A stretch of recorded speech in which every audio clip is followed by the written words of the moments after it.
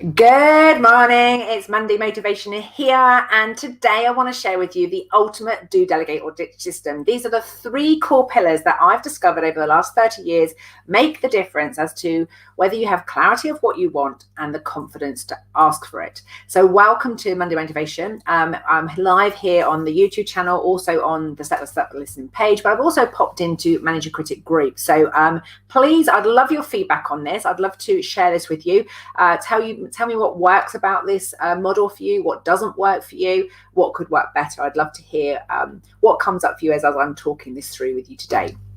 So the last 30 years I've spent with people helping them to achieve what they wanted to achieve, to do more of what they love and ditch the critic that says they can't. And it's come down to three core things. 80% of the time, number one is clarity. Do they say what they mean? Do they mean what they say? And are they not, and they're not being mean when they say it. So those of you that have read my first book, you'll know that Manager Critic is about from overwhelm to clarity. I take people through a 7-step process in there. Step one is curiosity, and the why at the end is about you, your story, and your why. So people have absolute clarity of what they want, why they want it, and who they want it for. They say what they mean, and they mean what they say, and they're not being mean to themselves or other people. Now, why that's really important is if you've got any contempt for yourself or other people, if you're going, oh, I'm not very good at this, and then you ask for help, and you've got that kind of like you're holding yourself in contempt, you're criticizing yourself, there's a good chance you're going to come from a place of drama, whether you're either the victim or you're persecuting somebody else, or you're doing things because you think you ought to or have to, but not because you really want to. When you do that, there's a really good chance that the kind of response you're going to get is drama. Either people are going to tell you what you do wrong, or they're going to go to victim, or they're going to do things to help you, but they don't really want to. Short term, that can be okay, but it's not sustainable. It's not going to give you what you want long term over a period of time. So the first thing is to get clarity of what you want. Now, one of the ways you can do that is write down and be what you'd like to have happen and be really clear. Are you talking about what you want? Or you're talking about what you don't want? And then when you've got an outcome-based thing that's solution-focused, it's about what you want to have happen rather than what you don't want or what you want less of. Then if you can't come up with it, if you come up, I don't want this, then just when you don't have it, then what happens is a question that can help train your attention to what you want. And then check the meaning of the word. So if you've got there, I want to be happy, or I want my team to be more productive, or whatever it is that you want, ask yourself what kind of, is there anything else about that? You know, what determines that? What would you hear and see that would tell you that you've got those things? I've worked with managers and they've wanted people to be more productive. And I've asked them, well, how will you know? What will you hear and see that will tell you that your team is more productive? And interestingly, what are you hearing and seeing that's telling you right now that they're not productive? If you don't have that clarity before you ask for things, there's a good chance that when people give you feedback or they ask you questions, that you're going to lose confidence in your original request. Whereas if you know what you mean by what you say, 80% of the time, that is the bit that's missing in the system for you to do, delegate or ditch. If you don't have clarity of what you mean by what you say and you're not being mean to yourself, then when you speak and ask for it, if it's interpreted incorrectly or it's interpreted differently, or you ask questions, what tends to happen is people start to feel challenged. They feel that people are not listening. But the truth and the reality often is that you haven't listened really carefully to your own voice and listened to what you're saying and checked what you mean by what you say. And you've made an assumption that other people have all got the same meaning as you. And I can tell you now, having done this work for a long time, everybody has different meanings about what different words mean. So we can all use love, for example.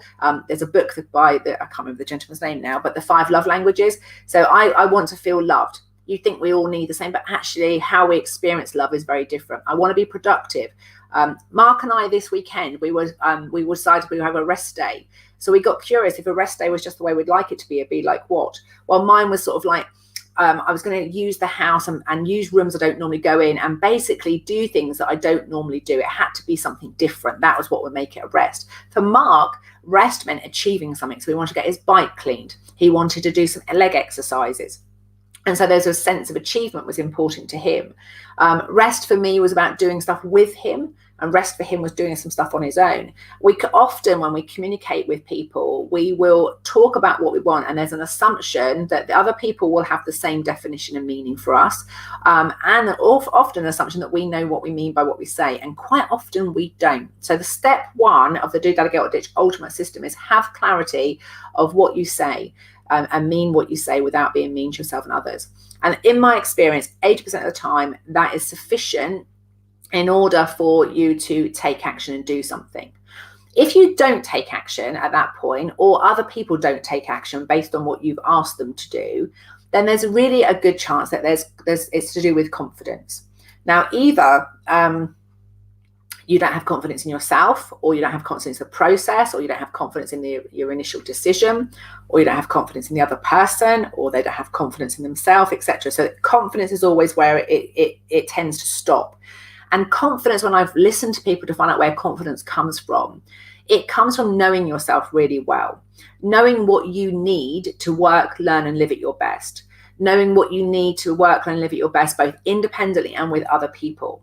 If you don't know how you work, learn, and live at your best, the challenge can be that if you've got to do something new, something that's unfamiliar, you will lack confidence in your ability to learn something new. If you have to do something that, a task is going to be, and you don't want to do it, then you have to have confidence in your ability to work collaboratively with other people, to pay or ask people to help you to do things for you.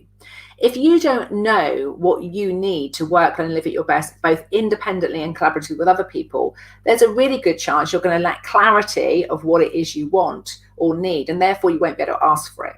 And what I discovered is the people who did what they said they were going to do, they either had done the thing before. So when they got clarity of what they needed to do, it was a bit of a light bulb. It was like, oh, it's that I've got to do. Oh, I've done that before. I know how to do it. So they could get on and do it confidently. The people who didn't do what they said they were going to do didn't know how to do the thing, or didn't know how to learn to do it, or didn't know how to delegate it or ask for help with somebody else. And so when we start to look at what would need to happen for them to be confident in the learning process or working in partnership with somebody else, that's when the magic started to happen. So thinking about yourself, to start with, you have to understand yourself really well. You need to know what works for you. And you can say, actually, what would work for me is this, or this is what I need. Then it doesn't matter what the life throws at you. Everything, when things change, require us to learn how to adapt or to move through a particular situation. So when you understand how you learn at your best and how you work at your best, magic happens. But I did discover over the years that people's confidence would go down if they were exhausted. Major form of torture in military is sleep deprivation. So if you're working and learning and thriving and loving that, but you're never taking any breaks, you're not resting and restoring, you're not living life, you're not doing some stuff that's purely for fun, not for profit, not for in service of other people. It's not there to deliver and help your family or your clients or your team or anything. It's something you do for pure joy. If you don't feel like you're living as well as working and learning, there's a really good chance that your confidence levels will drop for no other reason other than the fact that your system doesn't have time to restore and recharge. So in my experience, if you want to do, delegate or ditch, you have to have clarity of what you want, and you have to have confidence in the way that you work, learn and live. And you need to understand what you need to work, learn and live both independently and collaboratively with other people. And then if you imagine those are two circles, the do bit is where they cross over. And that's when most people will do what they say they're going to do. However, if you have clarity of what you need and what you want to do, then there's a good chance that you're going to need to, that's when you're at your best. But when lots of change is happening, then we can often experience, even though we know better, we don't do better. Even though as human beings, we know that, being irritable with our loved ones is not a good idea. Even though we know talking about what we don't want doesn't help, there are times when we will be at our worst. And if we want to be able to do, delegate or ditch, we have to be able to have the right support network around us. So when we're going through lots of change, we are able to be supported and resourced when we're at our worst to get us back to our best really quickly. And what I noticed is that the thing that was between confidence and this change was this ability to delegate and ask for help. And that came down to core skills like listening, questioning, feedback. And so when we really boil down to it, change is only possible if you understand what you personally need to give, receive, and invite feedback. Okay, a lot of people I work with, in order to get help, they will go into the victim status. Oh, I can't do this, and sort of like looking around, like hoping somebody might rescue them or come and help them. And sometimes it works, but it doesn't leave your system in a particularly great place if you have to go into victim status to get what you want. So understanding how you give, receive, and invite feedback means that you can collaborate with other people, have confidence when you're working in collaboration with other people. Because the people that seemed to stay most confident was if the task they were doing didn't require help, they could just do it themselves. But if you need to work in partnership with other people, you need to know, have a rough guide to yourself, what you're like at your worst. You need a rough guide to what they're like at their worst. And you need to have the systems in place so that you understand what's the best thing to do. Now, for example, there was a time when if someone praised me, and said I was really great at something, it would stop me in my tracks.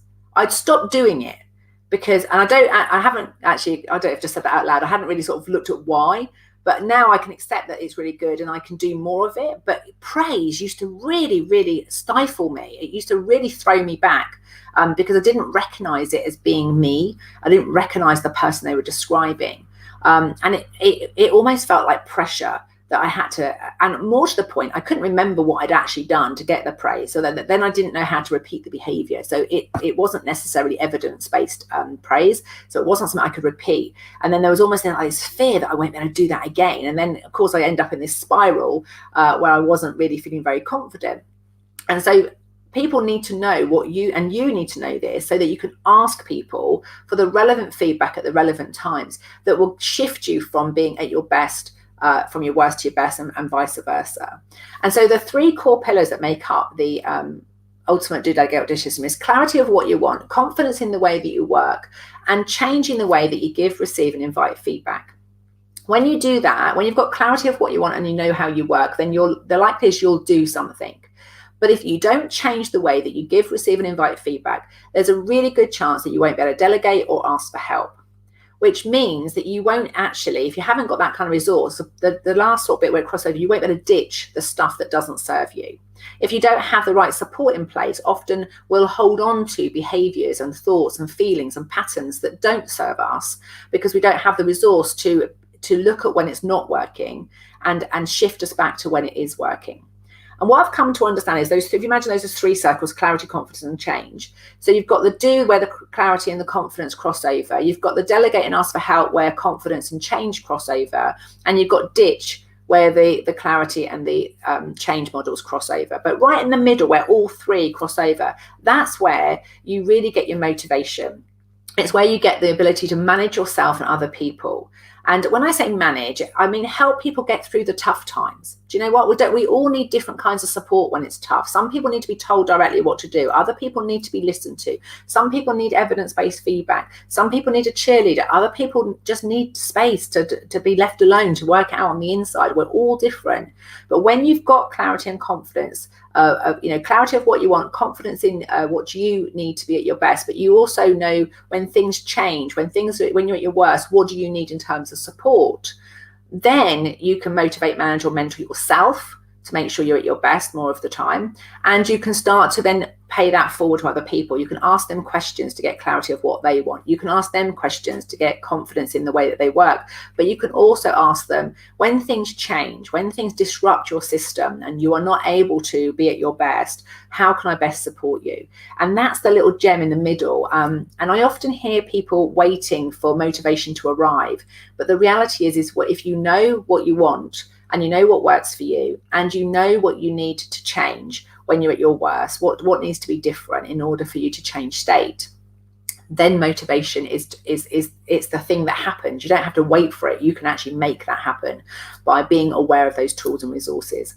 I hope you found today's video useful. I'm going to love you and leave you there. Please put some feedback below. Let me know if any light bulb moments have happened. If you'd like to know more information, please share below. If you've loved it, obviously love it, like it, and share it with other people. Have a fantastic Monday. See you next week.